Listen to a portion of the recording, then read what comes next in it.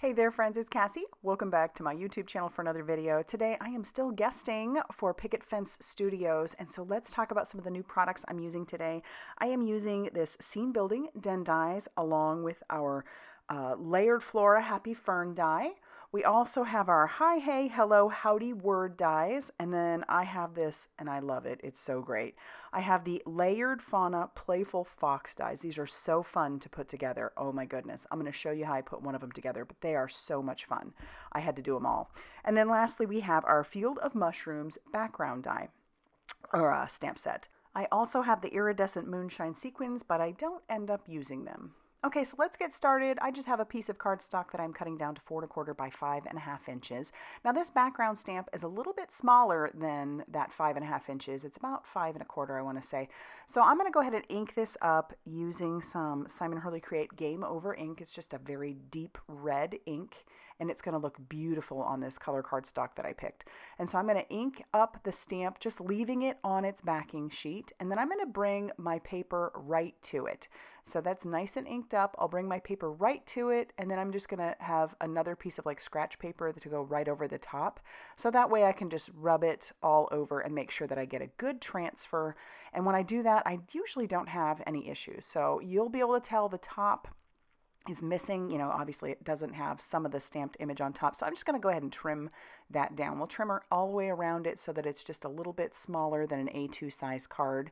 And that measures 5 1/4 by, or 5.5 inches by 4 1/4 inches. So it's just slightly smaller. Now to save a little time, I did die cut out all the pieces that I was going to need. So we have this den die, this little scene builder. It's so cute. And I've got a blending buddy. I'm just using what ink I have on my blending buddy that I have as the brown one, and just blending some of that on there just to add a little bit of depth to it. And this is that inside piece. I want that as well, just to show that when we do put that together, we're going to have our little fox on the inside. I'll clean up my mess, and then I am going to bring in those adorable little Playful fox dies. So it's great because you have all of your, basically your background that you're going to be able to piece your fox together on. And then you have all of your little pieces that die cut out. So there's one that is the full. So you could use those as like, I don't know, little shadows in the background. That would be super cute. And then you also have the die that matches up with that, that has all the little pieces it's going to cut out. Now to save time on that one, and it's actually one of my favorite ways to piece together dies like this, I am going to I die cut them all in white because I can color the rest of the pieces. And now sometimes I forget that I'm not actually on screen. So you're going to see that here. But I do color those pieces. The face and the tail I left white, but I'm going to bring in this really pretty orange. These are my Olo markers. These are alcohol markers if you're unfamiliar. And so I apologize if some of this is off screen, but all I'm doing is just coloring up those pieces using that lighter Olo marker. I'm going to bring in a darker one and just add a little bit of shadow to it, and then I will blend that out with that lighter one again. And then I can piece this right onto our background there, our little shadowed, it's not really a shadow, but our shadowed fox. So I can piece that all together on there, and these are super easy to piece together. I have mentioned this before. I love piecing dies together. For me, that is just very therapeutic. I think if you're probably a paper crafter at all, you probably enjoy it just as much as I do. Maybe not. Maybe this isn't your jam. I'm not sure. But for me, it is, I just love it. It gives me a chance to maybe listen to a book on tape while I'm coloring and piecing. And then before I know it, I have this really cute little pieced, like in this case, fox that I've pieced together and, don't really remember how I even did it because I'm listening to a book. But I'm using my pickup stick as well to piece that all together. And let me show you up close how adorable this darling little fox is. And they're all the same. I mean, they all just look super cute, all pieced together. Isn't he adorable? So there they all are. They're just kind of making my heart go pitter patter. It probably took me about maybe 30 minutes to put them all together. So that is something to think about. Now this little fox, I did trim off his tail because I wanted him to fit inside without anything sticking out. So I've trimmed off his tail. And then I'm going to piece that little den together so that he's just got his little head sticking out. Isn't he so cute? And then we can start piecing together our panel. So I have used that Happy Fern die. I die cut that out of some gold and also some vellum. And you'll notice the gold piece wasn't together. It's because I did it kind of in sections, kind of trimmed it off because I wasn't sure exactly how I wanted to piece that on there. And then the vellum one is just the full piece. So it is a one-piece die. It's not two, like I'm kind of showing here.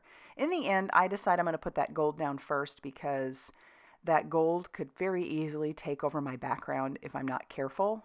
And that's the other reason why I die cut it out of vellum as well. It'll give you the look of the gold in the background, but then it's slightly subdued with that vellum on top. So I'm just using some Barely Art glue and just sticking a little bit of that glue on some of the prominent pieces of our fern. And then I'm just going to stick that down, sort of piecing it back together. And then I am going to do the same thing with our vellum one. But on the vellum one, because it is vellum, it's going to show whatever adhesive you use on that back. So I'm just going to put it on the stem, just little dots on the stem. I'm not concerned about the vellum leaves kind of poking up. I don't think that's really that big of a deal. For the most part, this is going to stay put. Maybe it'd be really cute if those little leaves were kind of curled up a little bit. I don't know. So I'll just push down where there's that glue and use a stamp block to kind of hold it in place, but just push down on the cardstock or the vellum where the cardstock is. And yeah, if you look close, you'll be able to see where that glue is, but you know, there's a lot going on in that background. So it's not like it's in your face. And then for our little foxes, or fox, is it foxes? I'm sure someone will tell me. I'm going to use some foam squares on the back of those. I want those to stick up pretty well, just to kind of make those pop beyond that background. And I'll trim down some of these so that they'll fit on the back of this cute little fox. And you'll notice I have a few foxes left over. I am going to use those on the inside of my card as well, but then I'll have a couple left over, so we'll save those for another card. I just couldn't help myself. I wanted to do them all because they're so cute. They're so cute. Okay, so we'll pop this little guy down on top, and then he's going to be like sitting on top of the den. And then we have this little guy just kind of looking in at his buddies. And then I've got the word hello. That one came from our HiHeyHelloHowdy words die. Originally, I was thinking maybe I would use glue on it, but then I decide, well, after I do some splatter, which I'm bringing in some gold paint, just because it'll, yeah, it's just, it looks good on that background. Of course, you know, if you watch me at all, you know I love splatter, so you're probably not surprised. So I did splatter all over that background, but for our little hello die, I am going to use some foam strips on the back of it as well to make it pop up and kind of differentiate from that background as well. I kind of wish that I'd die cut it out of some gold also and then staggered those pieces just a little bit so there'd be a little bit of gold poking out and then you'd have that black hello on top. Or you could have done it the other way, I suppose. We're going to go ahead and glue down our panel onto our card base. And our card base is just some craft cardstock, going with that fall theme here. And then I just have a very slight border of it showing.